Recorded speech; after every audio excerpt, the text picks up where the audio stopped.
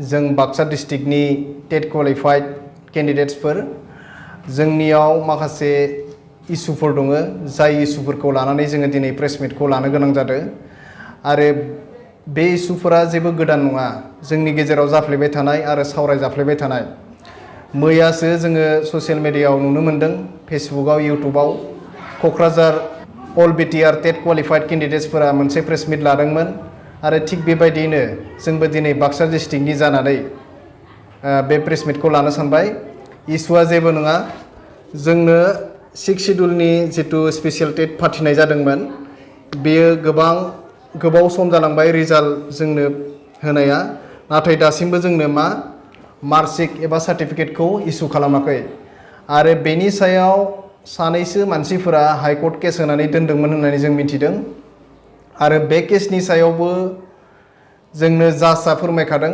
जोङो भिडिअनि गेजेरजों मोननो हादोंमोन बिथाङा बुंदों माने जिखिजाया कन्डिशनावनो जोंनो मार्कशीट एबा सार्टिफिकेटखौ इस्यु खालामनो हायो रिक्रुटमेन्टनि बाथ्राखौ दोनथ'नानै बिथाङा मार्कशीट आरो सार्टिफिकेटखौ इस्यु खालामनो बिथोन होनायखौ जोङो नुनो मोन्दों आरो नेक्स्ट मोनसे जोंहा इस्युआ जादों जोंनो टिचार रिक्रुटमेन्टनि एडभार्टाइज होनो नांगौ जोङो मिन्थिगौ जोंनि बिटिआर ओनसोलाव गोबां स्कुलफोरा नोरजिया जालांबाय नाथाय आसाम सरकारा मा खालामखो 2019 नि उनाव दासिम खेबथाम खेबब्रै बिथांमोना टिचार एपइन्टमेन्ट होबाय नाथाय जोंनि बिटिआर ओनसोलाव खेबसेबो एलिमेन्टारि लेभेलाव जोंनो टिचार एपइन्टमेन्ट एबा रिक्रुटमेन्टखौ खालामनो हायाखै जाहोनाव जोंनि स्कुलफोरा मा जालांदों जेराव टिचार गैया एनरलमेन्टआ खमायलांदों सानफा उनाव सानफा टिचारफोरा मा जादों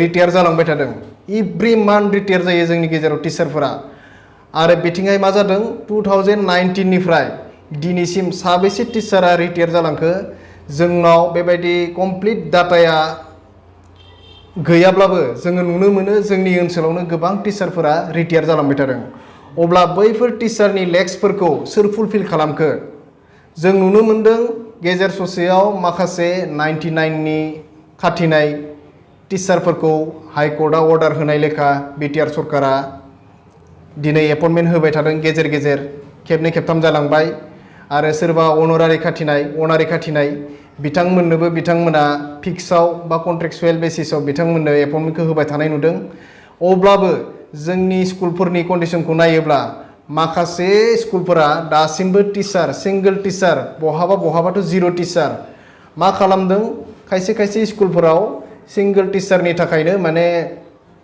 गामिनि एसे लेखा गोरों सेंग्राफोरखौ सिख्लाफोरखौ लिंनानै टिउसन टिचार हिसाबै गामिनि मानसिफोरानो फैसा खांलायलायनानै मा खालामदों बिथांमोननो टिउसन फिस होनानै फोरोंहोनानै स्कुलखौ फोथांना लाखिबाय थादों आरो गेजेर ससेयाव जों नुनो मोन्दोंमोन जोंनि हारिनि अर्गेनाइजेसन आबसु बायदिया मा खालामनो गोनां जादों बिटिआर सरकार आरो आसाम सरकारनि अननाय मोनैयाव बा जेबो इनिशिएटिभ लायैयाव बिथांमोना 1000 टिचारफोरखौ भलेन्टियार टिचार सोसननायनि मोनसे बाथ्रा जोङो नुबाय थादोंमोन बिथांमोना स्टेप लादोंमोन आरो माखासे ओनसोलाव बिथांमोना नन बिटिआरानो जा बिटिआरानो जा माखासे ओनसोलाव बर' मिडियाम स्कुलफोराव टिचार गैयैखौ नुनानै बिथांमोना मा खालामदो टिचार सोदोंमोन दा बेवहाय दुखुनांथाव बाथ्राया बेसो बिथांमोनाबो 1000 टिचार सोनायनि अनगायै 100 जन टिचारबो सोनो हायासै जानो हागौ मानोना जोंनि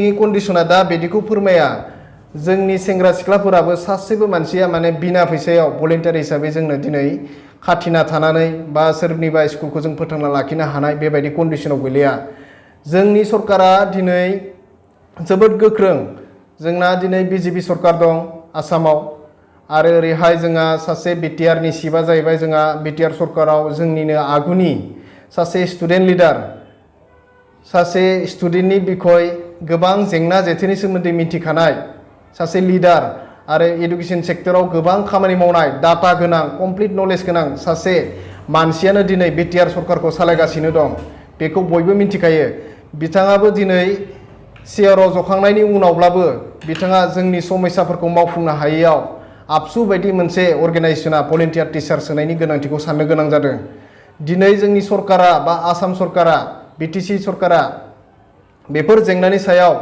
एसे एनै खामानि मावनो हानायमोनब्ला जोंनो रेगुलार पस्ट होनो हायाबाबो जेरैहाय सिगांनि बिटिसि सरकारा 8,000 ना मा सेलारि होनानै मोनसे 6 मान्थ ना 1 इयारनि थाखाय मोनसे टिचार सोनाय हाबाफारि लादोंमोन जायनि गेजेरजों माखासे स्कुलफोराव टिचारनि आंखालखौ बिथांमोना दान्दिसे समनि थाखायबाबो सुफुंनो हादोंमोन आरो बिथांमोना दासिमबो बिथांमोननि टाइमा एक्सटेन्ड जायै दासिमबो बिथांमोना बे जबखौ मावगासिनो दं। आं सानो दानि सरकाराबो जुदि बेबायदि रेगुलार पस्ट होनो हायाबाबो एसे एनै लाम साम सेलारि होनानै बेबायदि फिक्स मोनसे टाइम टेबल हमनानै टिचार रिक्रुटमेन्ट खालामोब्ला बा भेकेन्ट पस्टफोरखौ फिलआप खालामोबा जोङो माखासे गभर्नमेन्ट स्कुलफोरखौ बासायना लाखिनो हागोन। लोगोसेनो जोंनि गोरिब गुन्द्रा न'खरनि गथ'फोरा गभर्नमेन्ट स्कुलावनो फरायनानै गाव गावनि सोलोंथाइखौ नसुंसेनि स्कुलावनो लानो हागोन। मानोना जोंनि बर' हारिनि मानसिफोरा गोबां मानसियानो हाग्रा सेराव रायजो जायो। दिनै माखासे अलप मोजां जानाय न'खरफोरा टाउनाव ओंखारबोबाय, बिसोरो प्राइभेट स्कुलाव फोरोङो। नाथाय जोंनि हाजिरा खामला मावनानै न'खर खुंग्रा बिमा बिफाफोरा दिनै उपाय गैया, बिथांमोना न' खाथिनि LP ME स्कुलफोरावनो बिथांमोना फोरोङो। सोलोंथाइजों खारफालांनो हायैयाव बिथांमोना गोजौ सोलोंथाइ लानो हाया खस्थ' जानायखौ नुनो मोनो। दा जोङो बेफोर इस्युफोरखौ नायनानै जोंनि गोरिब गुन्द्रा रायजोफोरनि अबस्थाखौ नायनानै जोङो जोंनि सरकारा बा आसाम सरकारा जोंनो मोनसे सुबिदा होनांगौ, जेराव थानानै दिनै सरकारा मिड डे मिल स्किम दङ, फ्रि बेग रानो, मालाबा खायसे समाव जोङो बिजाब राननाय नुयो फ्रि, खायसे समाव जानाय लोंनाय बुस्थु जगायनाय नुयो। बैफोर सुबिदाखौ जोङो मोननायनिफ्राय गोजान जालांनो हमगासिनो। मानोना स्कुलफोरा जोंना सानफा एफा थैलांगासिनो दं। जुदि सासे फोरोंगिरिया बबेबा स्कुलाव 30-40 एनरलमेन्ट गोनां स्कुल दं, स्टुडेन्ट गोनां, बे जायगायावबो मा दं, सासेल' टिचार। आरो बेबायदि टिचारा मालाबा समाव रिटायार जालाङोबा बेनि जायगायाव सोर फिलआप खालामफैगोन? मालाबा समाव जों एडजास्टमेन्ट खालामनानै हरनाय नुयो। नाथाय सासे फोरोंगिरिया बे 30 जन 40 जन गथ'खौ माबोरै फोरोंनो?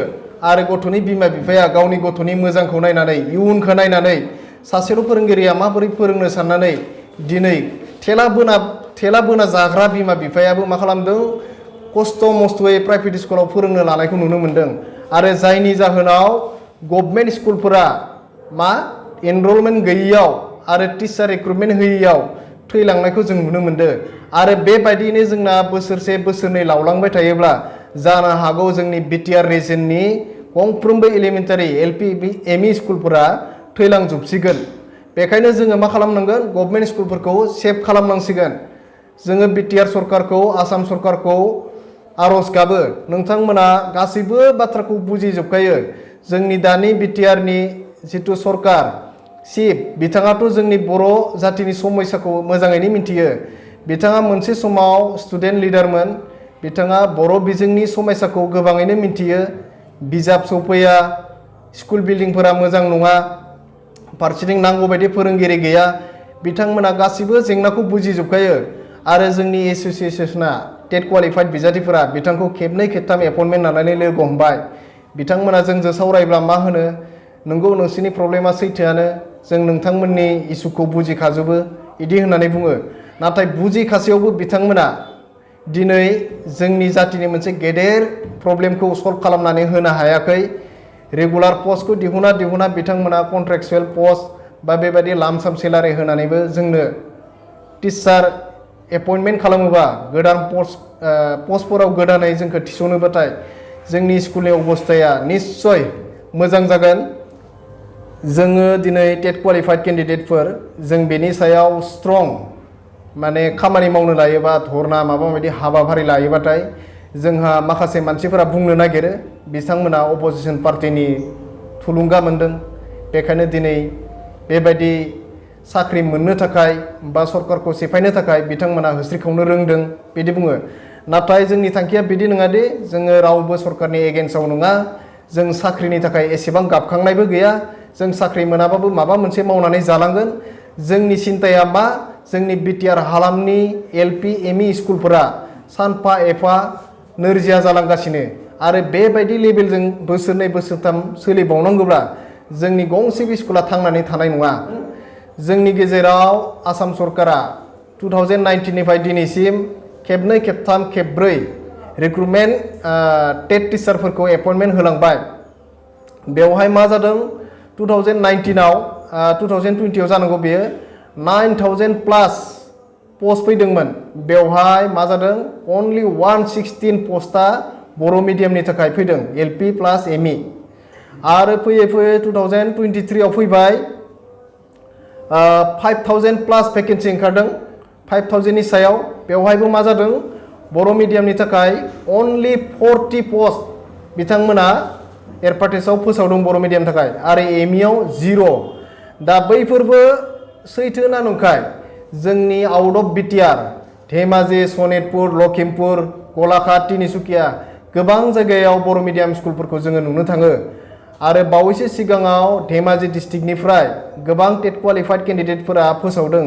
गोबां बर' मिडियाम स्कुलफोर दं आरो टेट पास जाखानाय मानसिफोरबो दं। नाथाय मा जादों पस्टआनो 40टा 100टाल'। आं बेखौनो आर'ज खालामनो नागिरदों जोंहा जातियाव गेदेर गेदेर हारिनि संगठनफोर दं। आं बुंलायलिया जों मिथिगौ जोंहा बर' समाजाव गोबां जातिनि हाबा मावग्रा अर्गेनाइजेसनफोर दं। बिथांमोना निश्चय बैफोरनि सायाव सालिजारि बिजिरनानै आसाम सरकारजों रायलायोबा मोजां जायो।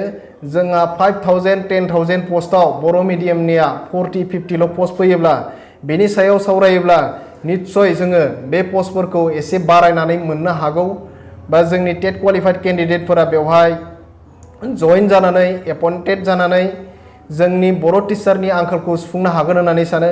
आरो बर' मिडियामनि जिथु जेंना नोरजिया जालांनाय बेयो थारैनो एसे सुफुंजागोन होननानै सानो। आरो गुबुन मोनसे आंहा मोनसे पइन्ट दंबावो जोङो बेवहाय बुंनो नागिरदों बे जाबाय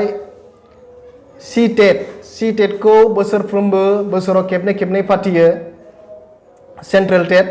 बेवहाय मा जादों जोंनि आसामनिफ्राय official language first language official language नङा फार्स्ट लेंगुवेज हिसाबै जोंहा बेंगलि एसामिस हिन्दी बेबायदि फैयो। मा फैया बर'आ फैया। बर'आ फैयैयाव जोंहा मा जेंना जादों बावैसो सिगाङाव आसामनि जिथु रिक्रुटमेन्ट 5000 प्लास जिथु टेट रिक्रुटमेन्टमोन बेवहाय मा जादों फार्स्ट लेंगुवेजआ बर' गैयिनि थाखायनो गोबां बर' केन्डिडेटफोरा टेट पास जाना थानानैबाबो बिथांमोना मा जादों बे रिक्रुटमेन्टआव बिथांमोना नट इलिजिबोलसो जादों माने इलिजिबोल जायासै। फार्स्ट लेंगुवेजआ बड' जानायनि थाखाय एसामिस हिन्दी बेंगलि गैयिनि थाखाय बिथांमोना डिप्राइभ जानो गोनां जादों।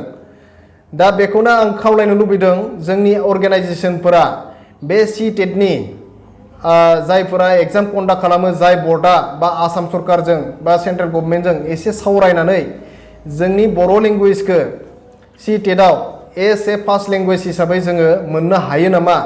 दिनैनि तारिखाव बा उनफोराव जोङो सावरायलायोबा बेखौ जोङो मोननो हागोन होननानै जों फोथायनाय दं।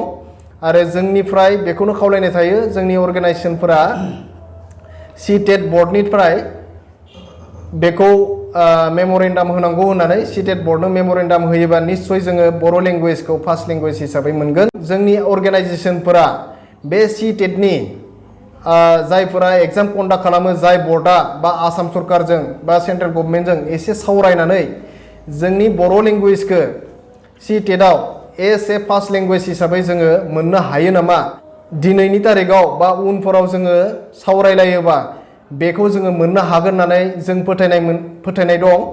आरो जोंनिफ्राय बेखौनो खावलायनाय थायो जोंनि अर्गेनाइजेसनफोरा टेट बर्डनिफ्राय बेखौ मेम'रेन्डाम होनांगौ होननानै टेट बर्डनो मेम'रेन्डाम होयोबा निश्चय जोङो बर' लेंगुवेजखौ फार्स्ट लेंगुवेज हिसाबै मोनगोन। जोंनि बिटिआर सरकारा मोनसे खोथाखौ बुंबाय दं जोङो बिटिआराव टिचार रिक्रुटमेन्टखौ जागायसिगोन। जोंनो SIU एप्रुभेल होआखै दासिमबो 1200 प्लास SIU एप्रुभेलनि थाखाय जोङो आसाम सरकारनो दैथायहरबाय होननानै जोंनि मानगोनां बिटिआरनि चिफआ बुंबाय थादों। आरो बे बुंनाया दिनै बुङै फैयै 1.5 बोसोरसो जाबाय जानांगौ। जोङो दुखुखौ बेखौसो मोनदों आसाम सरकारा एप्रुभेलखौ खालाममाराखै ना बिटिआर सरकारनिफ्रायनो बे एप्रुभेलनि थाखाय दैथायहरनाय जायाखै। जोंथ' सम सम ससियेल मिडियायाव नुदोंमोन दैथाय हरखाबाय होननानै, नाथाय बाथ्राया जादों मा स्टेट गभर्नमेन्टआ खेबथाम खेबब्रै जुदि एप्रुभेल खालामनानै रिक्रुटमेन्टखौ होनो हायोबा, खेबथाम खेबब्रै टेट टिचारफोरनो टेट क्वालिफाइड केन्डिडेटफोरनो एपइन्टमेन्ट होनो हायोबा बिटिआरनि थाखाय बिथांमोना मानो सिंगल टाइमनि थाखाय मानो एप्रुभेल होआसै? जोंखौ जोबोद गाज्रि नोजोरजों नायो नामा? आरो नायाब्ला मानो होनो हायासै? आरो बिथांमोना स्पेसियेल टेट जिथु 6 शिड्युल टेट बेखौ सेबाया फाथिनानै होबाय आसाम सरकारा। जुदि स्पेसियेल टेटखौ फाथिनानै होनो हादोंब्ला बे टिचार रिक्रुटमेन्टनि थाखाय बिटिआर रिजननि थाखाय मानो बे 1200 पस्टनि थाखाय जिथु SIU बेखौ मानो एप्रुभ खालामना होनो हादिया? टेटखौ फाथिबाय नाथाय जोंनो पस्टनि थाखाय मा खालामासै? एप्रुभेल खालामासै। फारसेथिं जोंनि लिडारफोरखौबो जों बुंनो सानदों, बिथांमोना एप्रुभेलनि थाखाय दैथाय हरबाय होननानै जोंनि सिगाङाव बुंबाय थादों। जोंनो हायोबा अननानै मोनसे टाइम टेबोल होनानै दोनोबा जायो, जेन अक्ट'बर, नभेम्बर, डिसेम्बर बेनि गेजेराव एप्रुभेला जासिगोन। स्टेटजों सावरायबाय, जोंहा मोजां आपडेट फैबाय, बेबायदि स्टेटासाव दं होननानै बुङोबा मोजां जायो। माखासे मानसिफोरा दिनै लिडारनि कमेन्टआव होयो, लिडारनि पस्टआव होयो, माने नोंथांमोना फिउचारनि खोथाखौल' बुङो, जागोन, खालामगोन, मावगोन, माला जागोन होननानै फोथायनाया सानसेनि उनाव सानसे बायलांबाय थादों। बेखायनो आंबो बेखौ लुबैदों नोंथांमोना जाहाथे जोंनो एग्जेक्ट टाइमखौ जोंनो फोरमायनानै होनो हायो। नभेम्बर बा अक्ट'बर बा सेप्तेम्बरावनो जोङो एप्रुभेलखौ मोननो थांगासिनो दं बा मोनसिगोन आरो जोंनो रिक्रुटमेन्टखौ थाबैनो होनो हासिगोन होननानै बेबायदि फोरमायबा जों गोजोननाय मोनगौ। जोंनि बिटिआर सरकार आरो आसाम सरकारखौ जोंनि नैबे प्रेसमिटनि जिथु दाबिफोर, मार्कशिट इस्यु खालामनाय स्पेसियेल टेटनि, आरो जोंनो थाबैनो एडभार्टाइज होनांगौ, आरो टेटआव जोंनो बर' लेंगुवेजखौ फार्स्ट लेंगुवेज हिसाबै मोननांगौ, आरो आसामनि जिथु रिक्रुटमेन्ट प्रसेस नै 15,000 फैनो थांगासिनो दं। आसामाव LP, ME प्लास हाई स्कुल, हायार सेकेन्डारि टटेल 15,000 पस्ट बिथांमोना एडभार्टाइज होनो थांगासिनो दं टिचार रिक्रुटमेन्टआव। दा बेवहायबो बर' मिडियामा जुदि 10टा 20टाल' फैयोब्लाथाय जोंहा जोबोद दुखुनांथाव जागोन। बेखायनो एडभार्टाइज फैनायनि सिगाङावनो जोङो बेफोरनि पस्टफोरनि सायाव डाटाफोरखौ एसे मिन्थिनानै बारायनो हायो नामा? बेनि थाखाय आङो जोंनि अर्गेनाइजेसन आरो बिटिआर सरकारखौ सुलु लानो थाखाय जोंनि दिनैनि प्रेसमिटनि गेजेरजों आङो खावलायहरनाय थाबाय। प्रेस मिट लानायनि गुबै जाहोनानो जाबाय जोंनि बे बिटिआर गभर्नमेन्टआ जे SIU एप्रुभ जायाखै होननानै बुंबाय दं। बे SIU एप्रुभनि आन्दोआव माबाफोर दङ नामा? ना बे SIU एप्रुभखौ जोंनि बिटिआर गभर्नमेन्टआ आसाम गभर्नमेन्टनिसिम एप्रुभ खालामनो थाखाय हराखै, आरो हरदोंबा दिनैसिमबो 2 बोसोर आरो 1 बोसोर खावसे जालायलांबाय, अब्ला दिनैसिमबो मानो बिथांमोना बे एप्रुभेलखौ लाबोनो हायाखै? बिटिआर गभर्नमेन्टआ क्वालिटि इडुकेसननि सायाव सावरायगासिनो। दिनै सुपार 50 मिशन लाबोदों, दिनै गोबां मोजां फेस्टिभेल लाबोदों जोंनि बिटिआर गभर्नमेन्टआ। नाथाय दिनै जोङो क्वालिटि इडुकेसननि नामाव जोङो क्वालिटि फेस्टिभेल बा जों सुपार 50 मिशनजोंल' जोङो थांबाय थाबा जोंनि जे क्वालिटि इडुकेसना जे जाफुंगोन बेखौ जों आसा खालामा। मानो होनबा जोंनि गिबि थांखिया जाहैबाय जोङो प्राइमारि लेभेल जेराव LP आरो UP बेनिफ्राय सासे फरायसाया जुदि मोजाङै सोलोंबोआबा, क्वालिटिखौ मोनबोआबा, अब्ला बिथांमोना जोंनि बे सुपार 50 जेराव इन्जिनियारिंनि कचिं, जेराव डक्टरनि कचिं लाहैदों, जेराव UPSCनि कचिं बिथांमोना बाहागो लाहैदों, बेसिम सौहैनो थाखाय जोंनि बिटिआर गभर्नमेन्टआ जोंनि बे प्राइमारि लेभेलनि टिचारफोरनि थाखाय मोनसे एपइन्टमेन्ट थाबैनो एडभार्टाइजमेन्ट होनांगौ, आरो बेनि थाखाय रिक्रुटमेन्टखौ जोंनि थाबैनो बिथांमोना फिक्स डेट होनानै बेखौ जोंनि गेजेराव फोसावथाय बिलाइ होनांगौ। जोंनिफ्राय बेयो रोखादि बिथांमोना जोंनि बे जे प्रेस मिटनि दारै जोंनि खावलायनायखौ बिथांमोना जुदि लायाबा जों बिनिख्रुइ आरोबाव गेदेरसिन आरो मा नांगौ जायोबा जोङो बिटिआरनि जोंनि जा सेक्रेटारि अफिस दं बेवहाय जोङो धरना लानायनिबो हाबाफारि लानो